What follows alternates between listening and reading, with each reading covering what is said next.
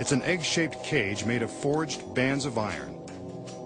It's empty now, but knowing the magician, this cage won't be empty for long. He calls in two of his assistants who come bearing a small rack.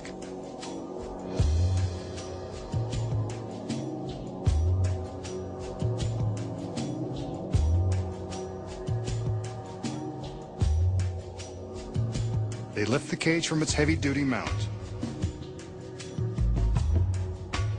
and place it down on the rack. Here they can remove the hardened steel pins that secure the two halves of the cage.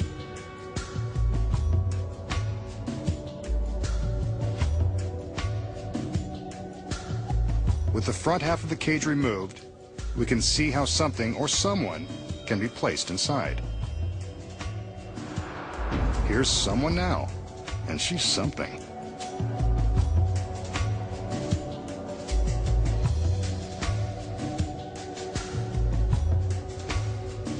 The girl assumes the position inside the back half of the cage, and it looks like there is barely enough room for her to make the tight squeeze. Now, two male assistants enter. As she steadies herself, they replace the front of the cage, trapping her inside. I'm getting uneasy just looking at the situation. The steel pins are replaced, and she struggles to find a comfortable arrangement. There isn't one. The male assistants lift the cage and place it into the heavy mount, along with its beautiful cargo. What happens next is anyone's guess.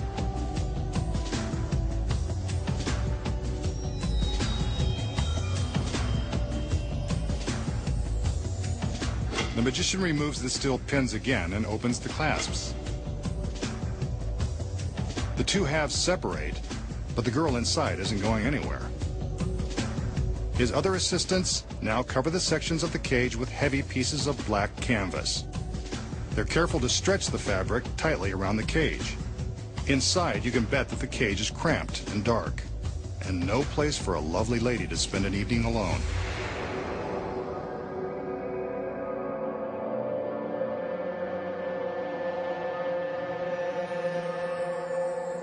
The magician motions for another assistant. This one comes bearing a razor-sharp crosscut saw. Just when you thought this device couldn't get any more torturous.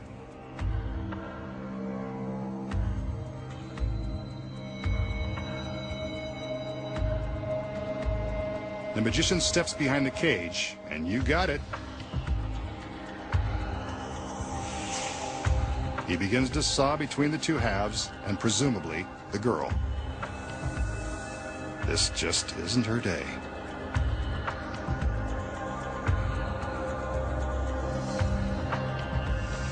It seems like he's having a hard time of it. She looked like a tough cookie.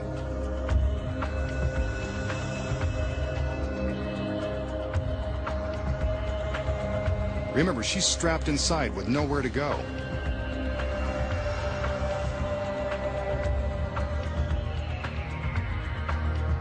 He's made it all the way through and removes the saw.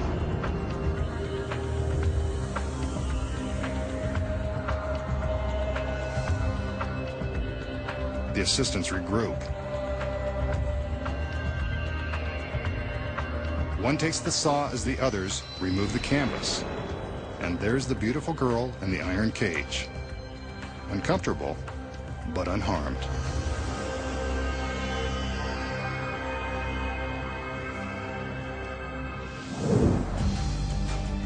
So how did the magician make it look like the girl in the cage was sliced in two? Here are the secrets. The cage is, in fact, as sturdy as it appears. It's got to be in order to safely hold the girl inside.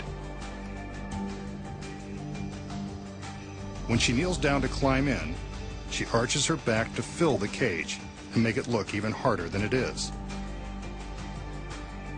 As the halves are secured, she keeps her back arched, and the cage looks almost too small to contain her. But when she bends down, we can see that this is only an illusion. She has more room than we imagine.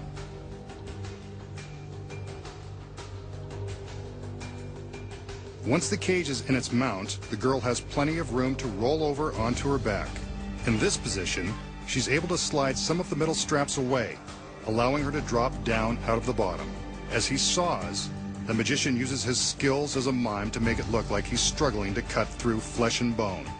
In reality, the girl has rotated onto her back, slipped out of the secret metal bands, and lowered herself safely below the path of the saw. Who says show business isn't glamorous? Here's a look at her movements without the canvas.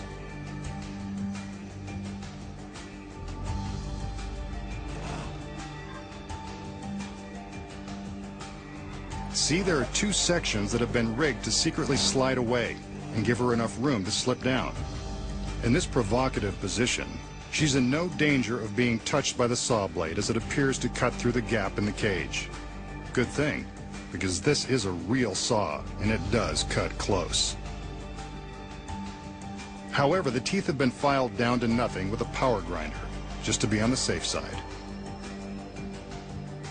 By the time the assistants remove the fabric, the girl inside has replaced the sliding metal bands, flipped back onto her knees, and waits to once again fill the cage with her loveliness. And those are the secrets.